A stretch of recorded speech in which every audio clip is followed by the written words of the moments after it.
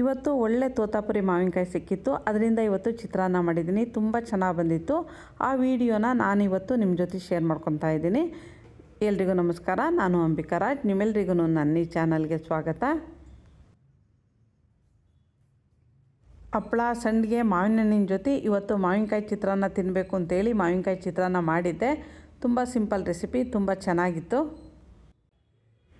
ಈ ಮಾವಿನಕಾಯಿ ಚಿತ್ರಾನ್ನಕ್ಕೆ ತೋತಾಪುರಿ ಮಾವಿನಕಾಯಿ ಅಥವಾ ಗಿಣಿಮುತಿ ಮಾವಿನಕಾಯಿ ಅಂತಾರಲ್ಲ, ಅದನ್ನು ಉಪಯೋಗಿಸಿದ್ದೀನಿ. ತುಂಬ ಹುಳಿ ಇದ್ದರೆ ಮಾವಿನಕಾಯಿನ ಜಾಸ್ತಿ ಹಾಕೋಕ್ಕಾಗಲ್ಲ. ಈ ಮಾವಿನಕಾಯಿನ ಒಂದು ಪೂರ್ತಿನ ನಾನಿವತ್ತು ಉಪಯೋಗಿಸಿದ್ದೀನಿ. ಇದನ್ನು ಕೊಬ್ಬರಿ ತುರಿಮಣಿನಲ್ಲಿ ತುರ್ಕೊತಾ ಇದ್ದೀನಿ. ಈ ಚಿತ್ರಾನ್ನಕ್ಕೆ ಹಸಿಕಾಯಿ ಹಾಕಿ ಕಲಸೋದ್ರಿಂದ 2ರಿಂದ 3 ಗಂಟೆ ಒಳಗೆ ಖಾಲಿ ಮಾಡಬೇಕು. ಹಾಗಾಗಿ ಸ್ವಲ್ಪನೇ ಕಲಸ್ಕೊಳ್ಳೋದು ಒಳ್ಳೆಯದು. ಒಂದು ಬೌಲ್ಗೆ ಬಿಸಿ ಬಿಸಿ ಅನ್ನನ ಹಾಕ್ತಾಯಿದ್ದೀನಿ.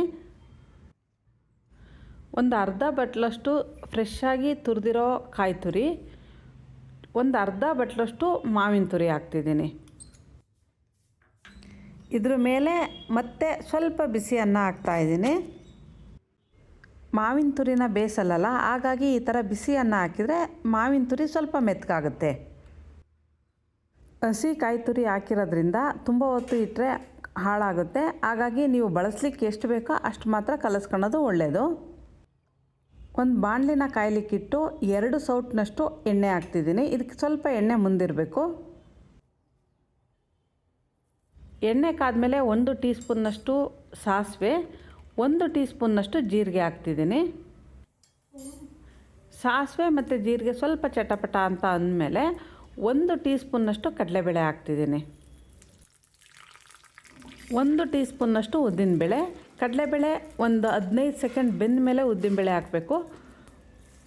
ಖಾರಕ್ಕೆ ಬೇಕಾಗಿರೋವಷ್ಟು ಹಸಿರು ಮೆಣಸಿನ್ಕಾಯಿ, ನಾನಿಲ್ಲಿ ಸುಮಾರು ಒಂದು 6 ಹಸಿರು ಮೆಣಸಿನ್ಕಾಯಿನ ಕಟ್ ಮಾಡಿ ಹಾಕಿದ್ದೀನಿ. ಒಂದು 10 ಫ್ರೆಶ್ ಆಗಿರೋ ಕರಿಬೇವಿನ ಸೊಪ್ಪು. ಈಗ ಸ್ಟವ್ ಆಫ್ ಮಾಡ್ತಿದ್ದೀನಿ. ಎಣ್ಣೆ ಬಿಸಿ ಇದೆಯಲ್ಲ, ಅದರಲ್ಲೇ ಈ ಕಡಲೆಬೇಳೆ ಎಲ್ಲ ಫ್ರೈ ಆಗುತ್ತೆ. ಕಡಲೆಬೇಳೆ ಹೊಂಬಣ್ಣ ಬರೋ ತನಕ ಬೆಂದರೆ ಸಾಕು. ಈಗ ಇದಕ್ಕೆ ಒಂದು ಅರ್ಧ ಟೀ ಸ್ಪೂನ್ನಷ್ಟು ಉಪ್ಪು ಹಾಕ್ತಿದ್ದೀನಿ. ಚಿತ್ರಾನ್ನ ಮಾಡಬೇಕಾದ್ರೆ ಅನ್ನ ಬೇಯಿಸ್ಬೇಕಾದ್ರೇ ಉಪ್ಪು ಹಾಕಿ ಬೇಯಿಸ್ಬೇಕು. ಈಗ ಒಂದು 1/4 ಟೀ ಸ್ಪೂನ್ನಷ್ಟು ಅರಿಶಿನ ಹಾಕ್ತಿದ್ದೀನಿ. ಈಗ ಒಗ್ಗರಣೆ ರೆಡಿ ಆಯಿತು. ಈ ಚಿತ್ರಾನ್ನ ಅಂತೂ ದಿಢೀರ್ ಅಂತ ಮಾಡಿಬಿಡ್ಬೋದು, ಬೇಗ ಆಗುತ್ತೆ. ಈಗ ಅನ್ನಕ್ಕೆ ಮಾವಿನಕಾಯಿ ಕಾಯಿ ತುರಿ ಹಾಕಿಟ್ಟಿದ್ದೀನಲ್ಲ, ಅದಕ್ಕೆ ಸ್ವಲ್ಪನೇ ಒಗ್ಗರಣೆ ಹಾಕಿ ಕಲಿಸ್ತಾ ಇದ್ದೀನಿ. ಈ ಒಗ್ಗರಣೆ ಎಷ್ಟು ಬೇಕೋ ನೋಡಿ ಹಾಕ್ಕೊಂಡ್ರೆ ಸಾಕು.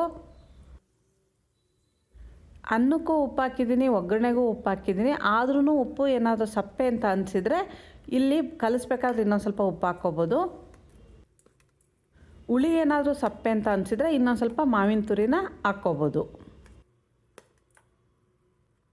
ಅನ್ನ ಮಾಡಬೇಕಾದ್ರೆ ತುಂಬ ಉದುದ್ರು ಬೇಕು ಅಂದರೆ ಸ್ವಲ್ಪ ನೀರು ಕಡಿಮೆ ಹಾಕ್ಬೋದು. ಅಂದರೆ ಚಿತ್ರಾನ್ನಕ್ಕೆ ತುಂಬ ಮೆತ್ತಗೆ ಅನ್ನ ಇರಬಾರ್ದು. ಇದೆಲ್ಲ ಕಲಸಿದ್ದಾಗಿದೆ. ಈಗ ಸ್ವಲ್ಪ ಕೊತ್ತಂಬರಿ ಸೊಪ್ಪು ಹಾಕ್ತಿದ್ದೀನಿ. ಕೊತ್ತಂಬರಿ ಸೊಪ್ಪು ಜಾಸ್ತಿ ಹಾಕಿದರೆ ಅದರದ್ದೇ ಗಮ್ಲು ಜಾಸ್ತಿ ಆಗುತ್ತೆ. ಕೊತ್ತಂಬರಿ ಸೊಪ್ಪಿನ ಗಮ್ಲಲ್ಲಿ ಮಾವಿನ ತುರಿದು ಗಮ್ಲು ಕಡಿಮೆ ಆಗಬಾರ್ದು. ಹಾಗಾಗಿ ಸ್ವಲ್ಪ ಕೊತ್ತಂಬರಿ ಸೊಪ್ಪು ಹಾಕಿದರೆ ಸಾಕು. ಹುರಿದಿಟ್ಕೊಂಡಿರೋ, ನಾನು ಮುಂಚೆನೇ ಒಗ್ಗರಣೆ ಮಾಡೋದಕ್ಕೆ ಮುಂಚೆನೇ ಶೇಂಗಾ ಬೀಜನ ಕರೆದಿಟ್ಕೊಂಡಿದ್ದೆ, ಅದನ್ನು ಇದಕ್ಕೆ ಹಾಕ್ತಿದ್ದೀನಿ. ಜಾಸ್ತಿ ಬೇಕು ಅಂದರೆ ಕಡಲೆಬೀಜ ಇನ್ನೊಂದು ಸ್ವಲ್ಪ ಹಾಕ್ಕೋಬೋದು. ಒಂದು ಹದವಾಗಿ ಕಡಲೆಬೀಜ ಇದ್ದರೆ ಚೆಂದ, ಹಾಗಾಗಿ ಸ್ವಲ್ಪ ಕಡಲೆಬೀಜ ಹಾಕಿ ಕಲಿಸ್ತಿದ್ದೀನಿ. ಇಷ್ಟು ಮಾಡಿದರೆ ಮಾವಿನಕಾಯಿ ಚಿತ್ರಾನ್ನ ರೆಡಿ ಆಯಿತು. ಇದ್ರ ಜೊತೆ ಹಪ್ಪಳ, ಸಂಡಿಗೆ, ಉಪ್ಪಿನಕಾಯಿ ಯಾವುದಾದ್ರೂ ಇದ್ರೂ ಚೆನ್ನಾಗಿರುತ್ತೆ. ಏನೂ ಇಲ್ಲ ಅಂದ್ರೂ ಹಾಗೇ ಈ ಚಿತ್ರಾನ್ನ ತಿನ್ಲಿಕ್ಕೆ ಚೆನ್ನಾಗಿರುತ್ತೆ. ಮಾರ್ಕೆಟಲ್ಲಿ ಈಗಾಗಲೇ ಮಾವಿನಕಾಯಿ, ಮಾವಿನ ಹಣ್ಣು ಎರಡೂ ಸಿಗ್ತಾಯಿದೆ. ಮಾವಿನಕಾಯಿನಲ್ಲಿ ಈ ಥರ ಚಿತ್ರಾನ್ನ ಮಾಡಿ ನೋಡಿ, ನಿಮಗೆಲ್ಲರಿಗೂ ಇಷ್ಟ ಆಗುತ್ತೆ ಅಂದ್ಕೊಂಡಿದ್ದೀನಿ. ಇಷ್ಟ ಆದರೆ ಲೈಕ್ ಮಾಡಿ, ಶೇರ್ ಮಾಡಿ. ನನ್ನ ಚಾನಲ್ಗೆ ಸಬ್ಸ್ಕ್ರೈಬ್ ಆಗದಿದ್ದರೂ ಸಬ್ಸ್ಕ್ರೈಬ್ ಆಗಿ. ನಮಸ್ತೆ.